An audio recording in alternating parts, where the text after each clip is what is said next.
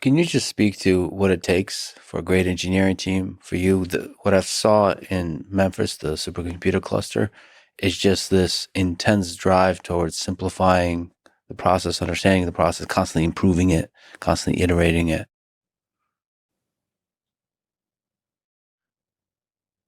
Well, it's easy to say simplify, and it's very difficult to do it. Um, I have this very basic first principles algorithm that I run kind of as like a mantra, which is to first question the requirements, make the requirements less dumb. The requirements are always dumb to some degree. So if you want to start off by reducing the number of requirements, um, and no matter how smart the person is who gave you those requirements, they're still dumb to some degree.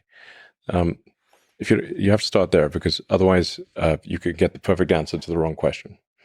So try to make the question the least wrong possible. That's what questioning the requirements means. And then the second thing is try to delete the whatever the step is, the part or the process step.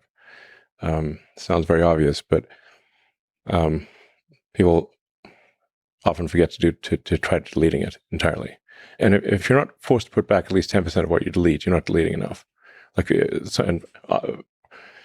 and it's somewhat illogically, people often, most of the time, feel as though they've succeeded if they've not been forced to put things back in. But actually, they haven't, because they've been overly conservative and have left things in there that shouldn't be.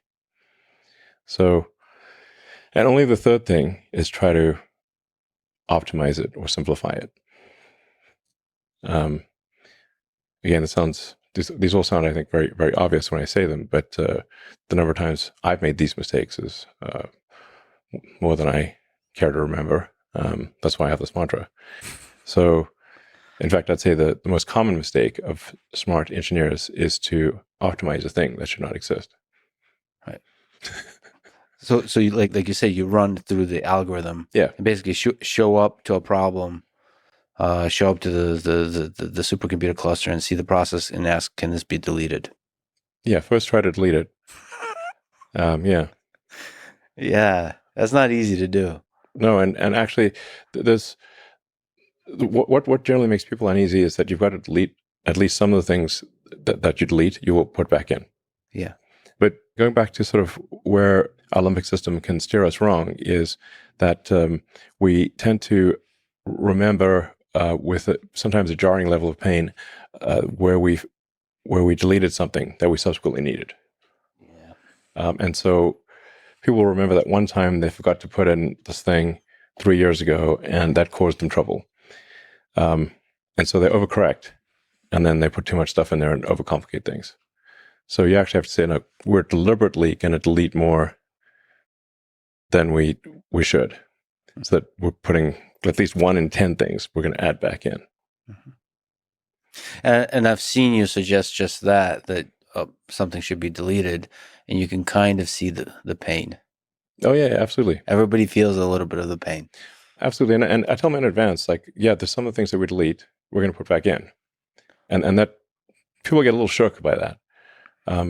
But it makes sense, because if you're so conservative as to never have to put anything back in, you obviously have a lot of stuff that isn't needed. So you got to overcorrect. This is, I would say, like a cortical override to a limbic instinct. One of many that probably leads us astray. Yeah. And there's like a step 4 as well, which is any given thing can be sped up. However fast you think it can be done, like whatever the speed is being done, it can be done faster. Mm-hmm. But you shouldn't speed things up until you've tried to delete it and optimize it. Otherwise, you're speeding up something that shouldn't exist is absurd. And then the fifth thing is to automate it. Yeah. And I've gone backwards so many times where I've automated something, sped it up, simplified it, and then deleted it. Yeah. And I got tired of doing that. So that's why I've got this mantra that is a very effective 5-step process.